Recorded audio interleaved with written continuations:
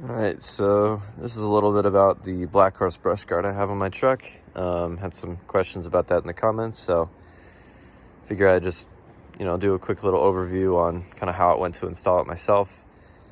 So I got it from realtruck.com, and I can't remember how much it cost, maybe $400, $450, something around there.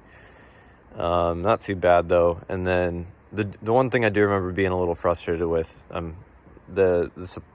it took about a month to come, and there was a 2-week lead time, which they didn't even mention on the website. So I was a little bit frustrated with that. But I mean, COVID being COVID, and not having folks in the warehouse, and I think all these are kind of made to order in a sense. So can only be so upset with the circumstances, but hopefully it's a little better nowadays.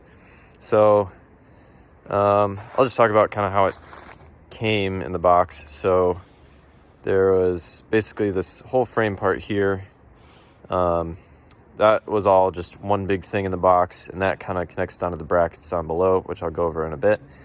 And then they have these kind of wings, which are bolt-on, and then these grate parts here, which are bolt-on as well, and then this top tube, which is the last piece that you bolt on at the end. And overall, assembly is pretty simple. It's just nuts and bolts. If you got a nut runner or something like that, it'll only take a couple minutes.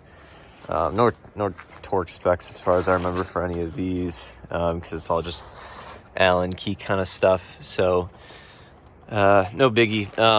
The most frustrating part was putting this top part on, because underneath here I can't really get a good view of it, but there is a nut kind of welded into this top tube, and then you have to take this little Allen key bolt and put it on an Allen key through this hole and line it up, and that was a little bit of a pain in the butt.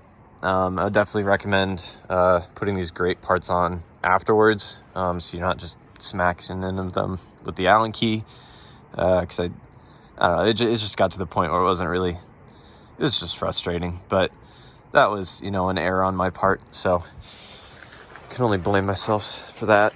But overall, assembly went pretty easy. I think I did it, and apart from just like kind of being upset with some of the stuff due to my own negligence, I think of actual work, it probably took an hour. So not too bad at all. All right, so underneath here, so this part here is the bracket. So there's an arm here, and this part here, that's what these all bolt onto.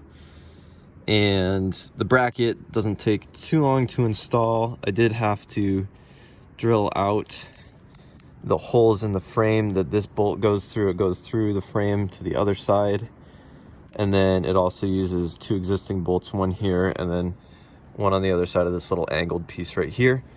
Overall, that probably took maybe 20 minutes. Most of that was trying to get that bolt through before I drilled them out, and then just gave up and drilled them out with a little bit of a larger drill bit, and then getting the bolt on and torqued up and whatnot, and nothing too big of an issue. And then these bolts all go on real easy. I would recommend maybe having someone help you lift this whole big part up to get these lined up, because that was kind of hard to do myself. But I mean, you can manage it on your own. It's not too bad. I forget all the torque specs, but they're in the instructions, which are available online, and then they also send you a paper copy, so you can print them off ahead of time and take a peek at them. And they're not too great, but hopefully this video will be a little helpful, because the drawings, the diagrams weren't all super fantastic as far as telling kind of where this went. So it's a little bit of figuring it out yourself. But yeah, existing bolts there, and this new bolt, and then torque them up, and then this all goes on lickety split.